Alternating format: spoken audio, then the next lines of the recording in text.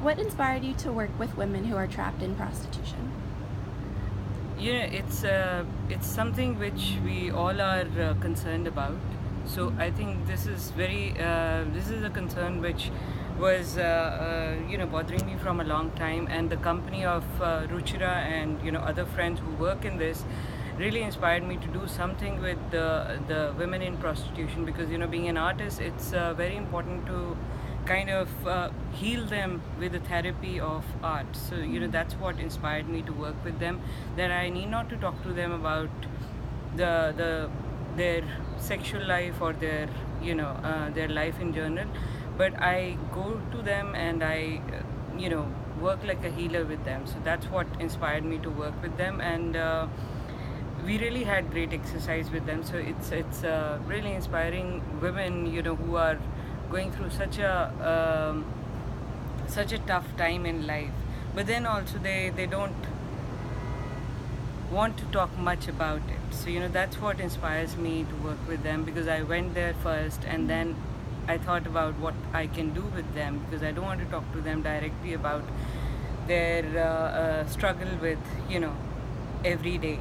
So that's what That's more really or less incredible. inspired. Yeah. So how did you learn about Apne Aap?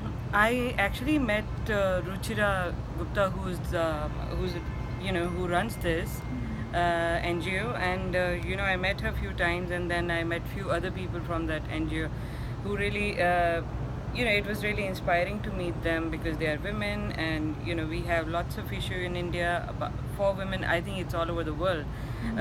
So we deal with those issues. So they really inspired me, and I got to know about Apne Aap from them, and it's more and more I'm reading about them, and I'm really inspired. Yeah. Thank you. What is the power of art in ending sex trafficking? That's a good question, but that's a very good question, because see, it works like therapy. Yeah. It gives people, or people who are into sex trafficking, or people who have gone through the sex trafficking, the art gives them a healing power. So it's from within. If some people are interested, some people are not interested. So some people, we have to work on them and make them interested in art.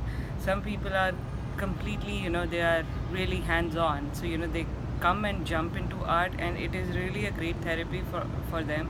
And I think they get glued on it, and every day they start making the work on their own. So which is a kind of new direction for them, where they can think of earning their living out of. So I think it's I don't have a right answer for this, how it can be helpful, but it is quite helpful, because then people are moved very slowly. It's not a quick process, it's a very slow process, like the work of Apne Aap, the work of other NGOs who are working around this. So I think they are it's a tough question to answer. Oh, it sounds great. Yeah. So while making art with the women, what are some things that you've learned?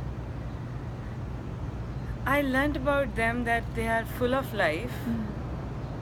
They have very few complaints about life, about their work, or they don't mention it.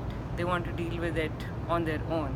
That's what I'm talking about, one community. I'm not talking about all of them, but the one community I worked with. So I can just answer about them, because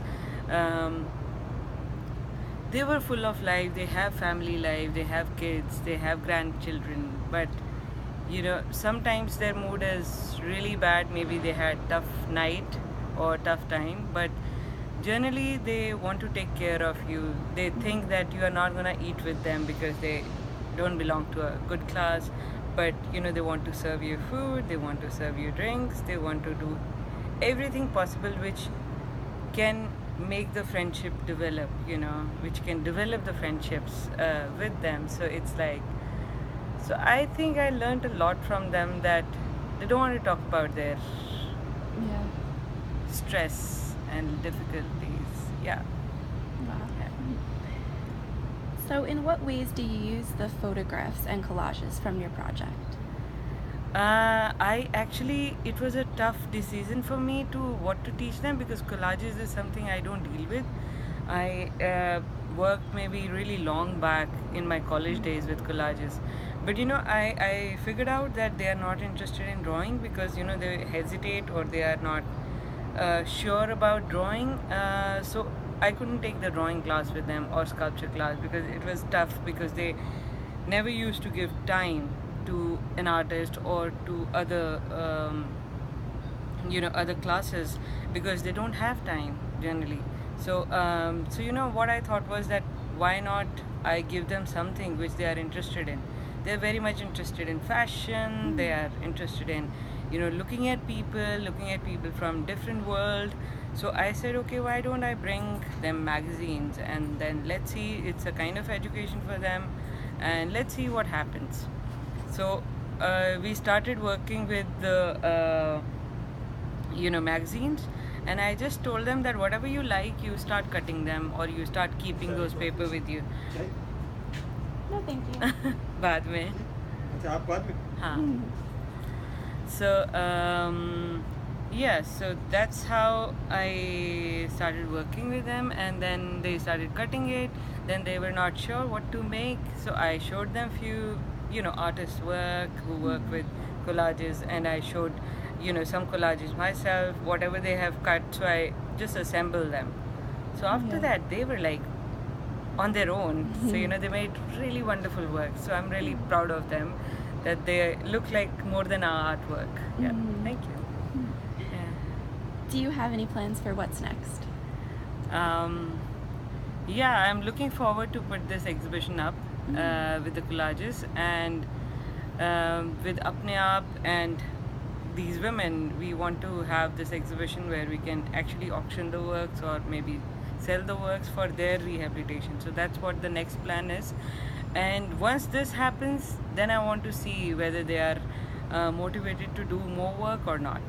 So I want to see that how they want to react to it, and how they themselves come forward to do this and say that I want to leave that work and just do this so that it can make money for me.